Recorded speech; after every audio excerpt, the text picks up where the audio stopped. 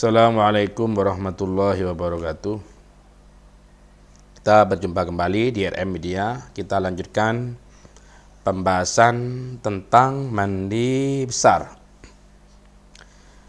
Bismillahirrahmanirrahim. Alhamdulillahirrabbilalamin. Wassalatu wassalamu ala sayyidina Muhammadin wa ala alihi washabihi ajma'in. Qalu subhanaka la ilmana illa ma'allamtana innaka antal alimul hakim. Rabbi syrah li sadri wa yassir li amri wahlul 'uqdatam min lisani yafqahu qawli. Rabbi zidni ilma warzuqni fahman amin. Bismillahirrahmanirrahim. Wa ausilil ma'ah ila kulli ma'tifin min ma'atifil badani. Sampaikan air pada setiap lipatan dari beberapa lipatan badan. Ini cara mandi besar. Air itu gimana caranya untuk nyampe pada semua kulit, termasuk setiap kulit yang terlipat atau lekuk-lekuk badan. Wa huwa ma fihi in itafun wa tawa'u katabaqatil batni wal mauki wal lihadi wal ibtih wal uduni wa dahili surati wa tahtal mukbilih minal anfi. Lah, yang dimaksud kita harus berusaha semaksimal mungkin air agar nyampe pada setiap lipatan badan.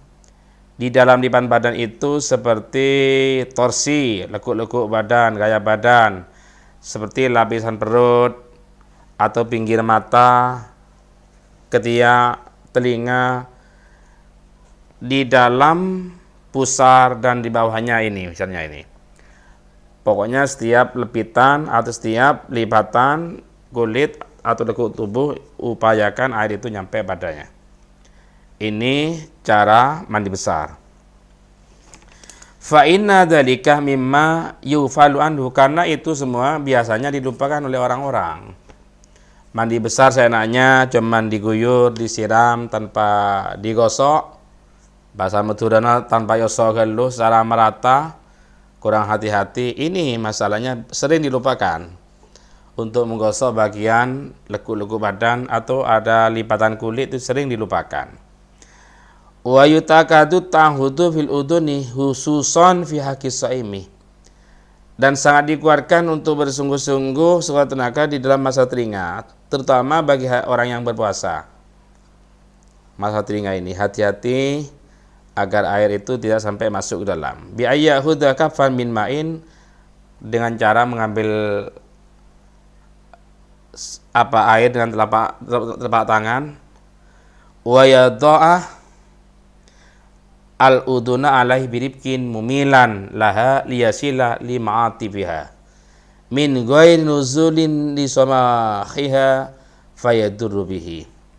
Kita ambil air dengan pelan-pelan, kemudian kita ambil air dengan telapak tangan, kemudian letakkan pada telinga dengan halus, agak condong sedikit agar nyampe pada lipatan kulit yang ada di telinga, tanpa air turun masuk ke rongga. Sebab bila air itu masuk bisa membahayakan puasanya. Berarti ambil air dengan telapak tangan.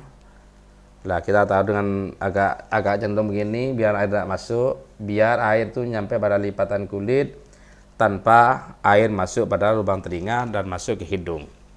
Sebab kalau masuk lewat telinga kemudian sampai ke hidung, misalnya ya, masuk telinga biasanya sampai ke hidung, itu bisa membahayakan puasanya. Harus hati-hati. Wa mana bitisari ma khaffa minhu makathufa, dan air upayakan nyampe pada tempat tumbuhnya rambut yang tebal maupun yang tidak tebal. Batasnya tebal itu jarak menghotob itu tidak melihat kulit, itu namanya tebal. Kalau masih melihat kulit, kalau diukur dengan hasta mungkin kurang lebih 3 hasta ya, kelihatan kulitnya dari bulu-bulunya itu, berarti itu dikategorikan kulit yang tipis atau tidak tebal. Bila ada kelihatan kulitnya itu udah tebal. Wa innama wajaba ghuslul kasifi huna dunal wudu'i liqillatil musyaqqati huna. Kenapa kok ada perbedaan antara wudu dan mandi besar? Kalau wudu kan tidak wajib nyampe pada kulitnya. Kalau kulitnya kalau bulunya itu tebal. Tapi kalau mandi besar wajib nyampenya air di dalam bulu yang tebal. Kalau wudu tidak. Kenapa? Alasannya liqillatil musyaqqati huna, karena sedikitnya musyaqqah di sini. Tidak sulit wudu. Makanya kalau wudu tanpa nyampe pada kulitnya tidak apa-apa kalau kulitnya tebal, kalau bulunya tebal. Saya ulangi. Perbedaannya antara wudu dan mandi besar, kalau wudu air tidak wajib nyampe pada kulit bila bulunya itu tebal. Tapi kalau mandi besar wajib nyampenya. Alasannya kalau mandi besar ya masakatnya itu sedikit, liqillatin musyaqqati huna li adami taqarruhi, karena tidak ada terulang-ulangnya fi kulli sholatin, di dalam setiap sholat. Ini perbedaannya dan alasannya. Bihilafil wudu'i, lain halnya dengan wudu, fa innahu yutakarraru kullu waqtin fahu fi fafihi. Kalau wudu itu kan dikerjakan berulang-ulang kan. Ayo, mandi besar itu apa tiap hari itu mesti mandi besar? Apa setiap waktu pasti mandi besar kan? Enggak kan? Tapi kalau wudu bisa dikatakan setiap mau sholat. Setiap mau sholat kan harus wudu kan gitu kan? Berulang-ulang. Tapi kalau mandi besar enggak. Bisa saja sampai setengah bulan. Kalau perlu 1 bulan. Baru mandi besar. Ya paling tidak ya 1 minggu gampangnya itu baru mandi besar. Tapi kalau wudu setiap mau sholat kita berwudu masalahnya. Makanya di sini ada perbedaan antara wudu dan sholat. Wa'lam, taulah kamu. Kamu harus tahu. Annal madmadatah wal intisaqo sunnatani. Bahwa kumur-kumur dan menghirup air itu keduanya sunnah mustaqilatani, yang mandiri keduanya. Artinya sunnah kedua-duanya secara mandiri, bukan bergabung. Fil gusli kama annahuma sunnatani. Fil gusli atau bil gusli ini sama ya. Fil gusli atau fil gosli. Di dalam majmu' itu diterangkan tentang harkat gos atau gus. Fil gusli di dalam adus atau mandi besar, kama annahuma sunnatani fil wudu, seperti hal keduanya disunahkan di dalam wudu. Jadi kumur-kumur dan menghirup air itu sunnah baik mandi besar maupun untuk berwudu. Kedua-duanya ini sunnah mustaqil. Wa mahalluhuma qoblal wudu'i kama fi fatil jawad.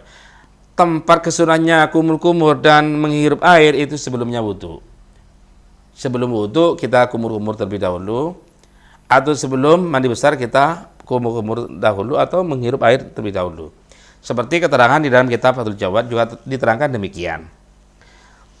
Wa kuriha tarkuhuma katarkil wudu'i. Dimakruhkan meninggalkan kumur-kumur dan menghirup air seperti meninggalkan wudu. Makruh hukumnya.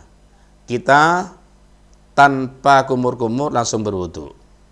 Atau kita tanpa menghirup air langsung wudu, ini hukumnya makruh. Seperti halnya makruh langsung mandi besar tanpa berwudu terlebih dahulu. Ya bukan berarti tidak sah, mandi besarnya sah, tapi makruh. Kalau wudu terlebih dahulu kemudian mandi besar itu bukan baru bagus kan, lebih ideal. Wa yusannu tadarukuhuma walau badal faraqi minal ghusli, dan disunahkan menyusuli keduanya walaupun setelah selesai dari mandi besar. Contoh begini, kita lupa kumur-kumur, kemudian langsung mandi besar. Setelah mandi besar baru ingat tidak kumur-kumur, maka disunnahkan untuk menyusul.